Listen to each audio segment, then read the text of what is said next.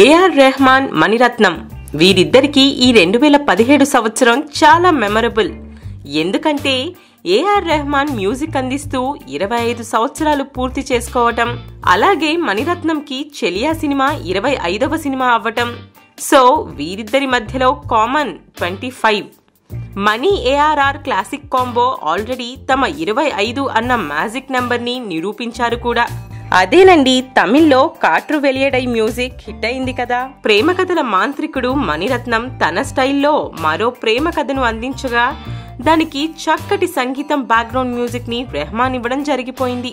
తెలుగులో చెలియా మ్యూజిక్ అంతగా మన ప్రేక్షకులకు ఎక్కలేదు గాని వింటూ వింటూ పాటలు బాగున్నాయని కొందరు మణిరత్నం అభిమానులు మాత్రం చెప్తున్నారు. ఏమన్నా చెప్పండి, ఏఆర్ రెహమాన్ సంగీతంలో ఉండే ఆ కిక్కే వేరప్ప.